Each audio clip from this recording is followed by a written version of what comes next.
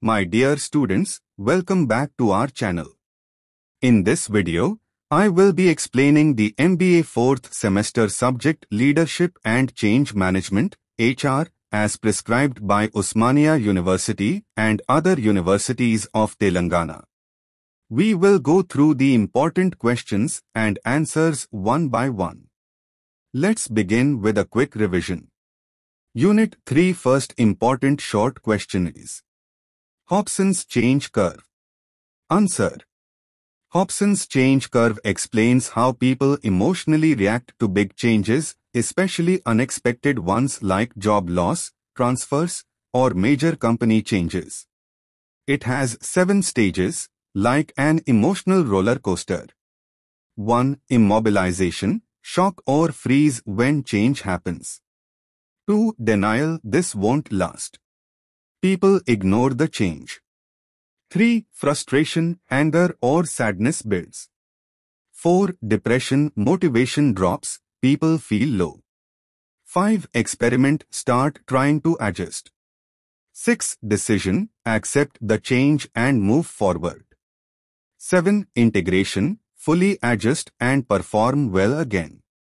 Example. Imagine an employee who suddenly loses his job. First, he is shocked, immobilization, then denies it, feels frustrated, low, then slowly accepts, learns new skills, and finally finds a better job. Tip to remember, think of it like climbing out of a valley, down at first, then slowly up. Next important question is 2. Reactive change. Answer. Reactive change means making changes after a problem or challenge has already happened. It is like a quick fix to control damage or adjust to sudden situations. In this type of change, the organization is not ready in advance, it responds only when forced to. Key features. Happens suddenly. Unplanned and urgent. Can cause confusion or stress. Example. A company didn't upgrade its online system. Suddenly, a cyber attack happens. The company now reacts by installing security software and hiring IT experts. This is reactive change done after the damage. Easy tip. Think of it like carrying an umbrella after getting wet in the rain. Though reactive change helps in emergencies, it's better to plan ahead, proactive change, to avoid such shocks. Next important short question is 3. Nabisco's renewal path. Answer. Nabisco's renewal path is a real-life example of how a company can recover and grow after facing big problems. In the 1990s, Nabisco, a food company, was losing money and its image was damaged. To survive, it took a renewal path, a series of strong changes to turn things around. Steps in Nabisco's renewal path. 1. Leadership change, new leaders were brought in. 2. Cost cutting, unnecessary spending was reduced. 3. Focus on core products, they stopped making weak products. 4. Brand building, invested in marketing and public trust. 5. Strategic decisions, merged with Kraft Foods later. Example. Imagine a student failing in exams. He changes his routine, takes help, cuts distractions, and starts scoring better. That's his renewal path. Easy tip. Fix, focus, and fly. Fix problems, focus on strengths, and fly towards success just like Nabisco. Next important short question is 4. Planned change. Answer. Planned change means making changes in a business in a step-by-step and organized way. It is not sudden, it is well thought out, with clear goals and actions. Main features. Pre-decided and not forced by crisis. Happens gradually. Involves planning, communication, and training. Aims for long-term success. Example. A college wants to introduce online classes. It doesn't start suddenly. First, they train teachers, set up the system, inform students, and then slowly begin. This is planned change. Why it's useful? Reduces employee fear. Smooth transition. Better results. Easy tip. Think, plan, act. That's how planned change works. Unlike reactive change, which happens after problems, planned change prepares the company in advance and helps avoid future risks. Next important short question is: 5 behavioral responses to change. Answer. Behavioral responses to change mean how people act or behave when a change happens in the organization. Everyone reacts differently. Some accept it, some resist it. There are 3 main types of responses. 1. Positive response. People support the change, show excitement, and adapt quickly. 2. Neutral response. People stay quiet, wait, and watch what happens before reacting. 3. Negative response. People resist, complain, or even try to stop the change. Example. When a company shifts to a new work-from-home model, some employees feel happy, positive. Some feel confused and observe, neutral. Some dislike it and argue, negative. Why it matters? Managers must understand these behaviors to guide employees better and reduce resistance. Easy tip. Think of it like how students react to a surprise syllabus change. Some are happy, some confused, and some frustrated. That's behavioral response to change. Next, Unit 3. Long questions. First important long question is: Virginia Satir Change Model. Answer.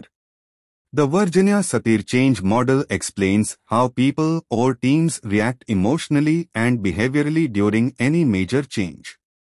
It was first used in family therapy but is now widely used in business and leadership too. This model has 5 clear stages, like a journey. 1. Late status quo. This is the current normal life. People are comfortable with routines and systems. No one is expecting change. Example, a company runs on a manual attendance system. Employees are used to it. 2. Resistance. When a new change is introduced, people resist it. They feel anxious, confused, or even angry. Productivity may fall. Example, management introduces a biometric system. Some employees panic about being tracked strictly. 3. Chaos. This is the most difficult phase. Old methods stop working, and the new system isn't fully working yet. People feel lost and frustrated. Example. The new system has technical errors. Employees don't know what to do. There's stress. 4. Integration practice. Slowly, people learn and adjust. They begin to understand the new system and feel more confident using it. Example, employees get training and start using the biometric system regularly. 5. New status quo. Now the new system becomes the new normal. Productivity improves, and people feel settled again. Example, everyone is now comfortable with biometric attendance and work runs smoothly. Easy tip to remember. Think of it like learning to ride a bicycle. Old way, walk, resistance, I don't want a cycle. Fall and chaos practice confident riding, new normal. Why this model is useful in leadership? It helps managers understand employee emotions during change. Helps in planning support and training during each phase. Makes change smoother and less stressful. Next important long question is: 2. NOS Redundancy Intervention Model. Answer. NO's redundancy intervention model explains how to manage employees emotionally and mentally during layoffs, downsizing, or job loss situations. The focus is not just on removing people, but also on how to protect the morale of remaining employees and maintain a healthy work environment. Why this model is needed? When companies remove employees due to cost cutting, restructuring, etc., it creates fear, anger, and confusion. Even employees who keep their jobs feel unsafe and less motivated. NO's model has three main parts. 1. Healing the wounded organization. After layoffs, the company must rebuild trust. Leaders should communicate honestly, show care, and be transparent. The aim is to create a safe environment again. Example, managers openly talk about why layoffs happened and what steps will be taken next. 2. Individual healing for survivors and victims. Help both groups. Victims, those who lost jobs, give counseling, job support, resume help. Survivors, still in job, handle survivor guilt, fear, and emotional stress. Example, offer career counseling to laid-off staff and motivation sessions for current staff.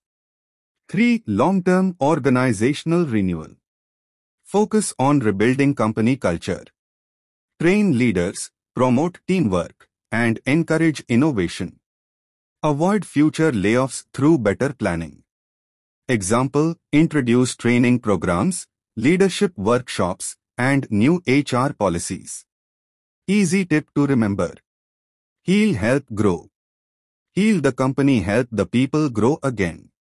Why this model is important? Reduces fear and negativity in the organization. Helps employees feel valued, even in tough times. Maintains productivity and teamwork after layoffs. Next important long question is: 3 diagnostic models for organizational change.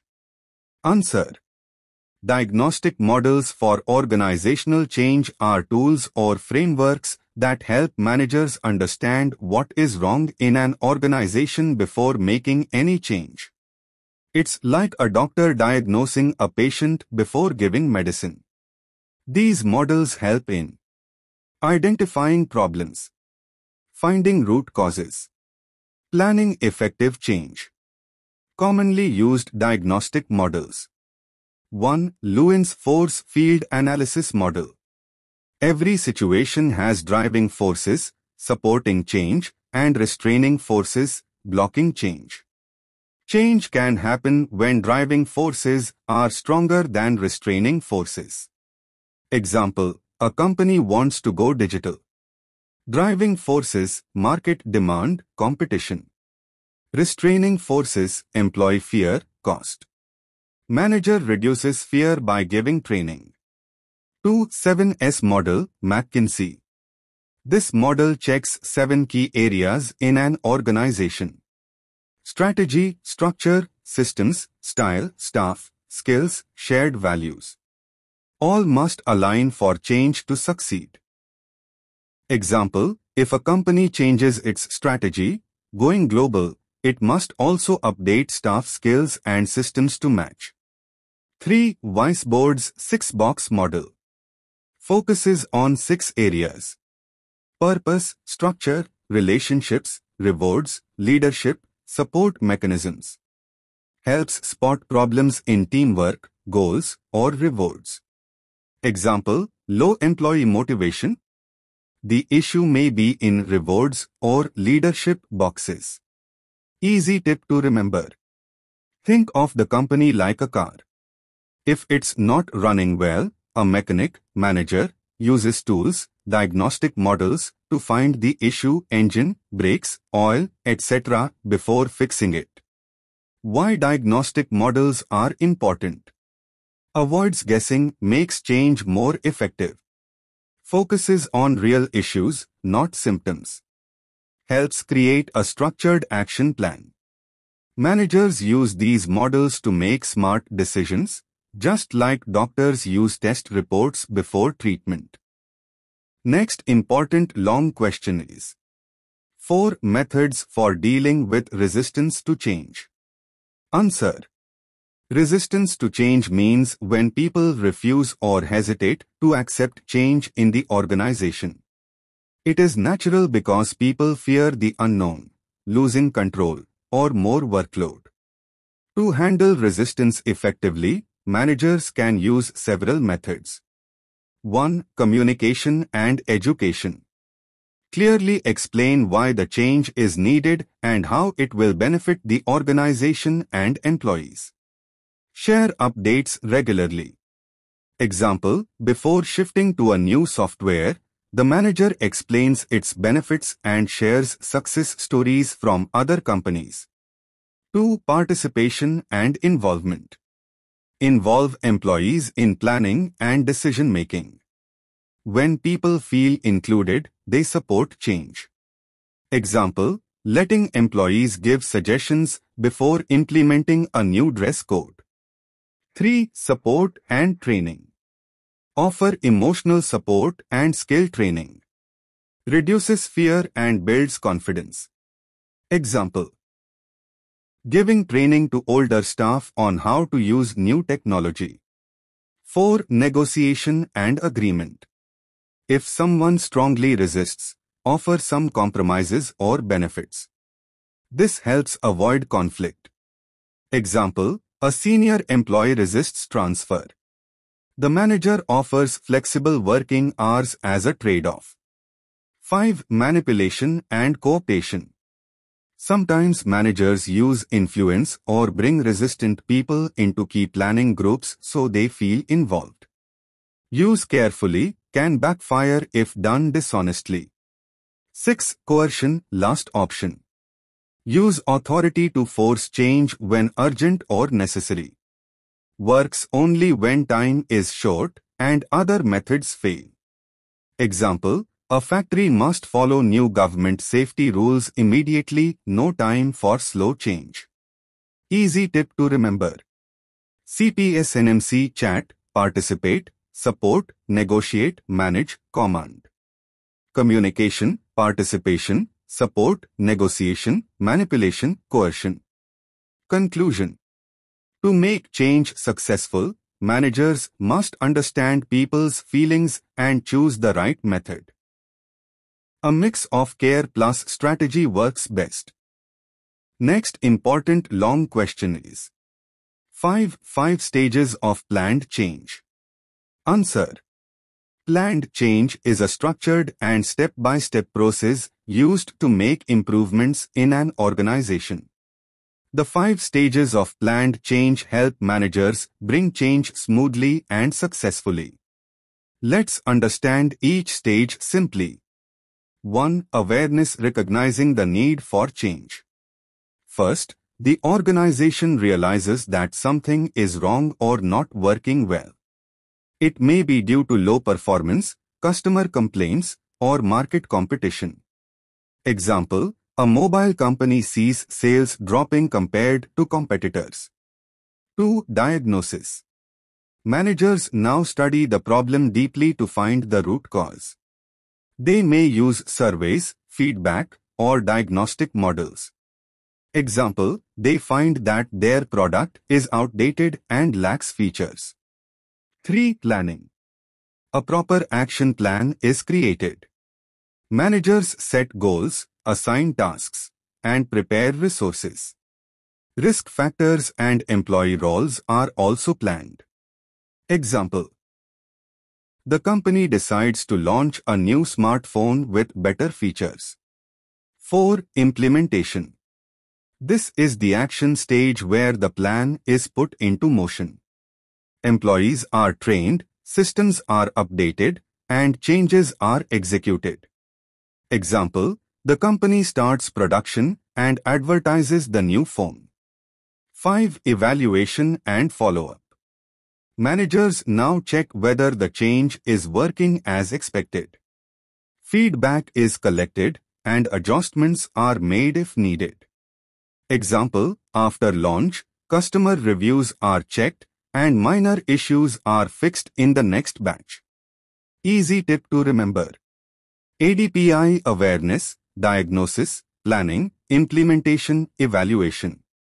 Why it's important? This model makes change less risky, more organized, and ensures that all steps are properly followed. Just like preparing for an exam. You feel the need study weak areas, make a study plan, follow it, check results and improve.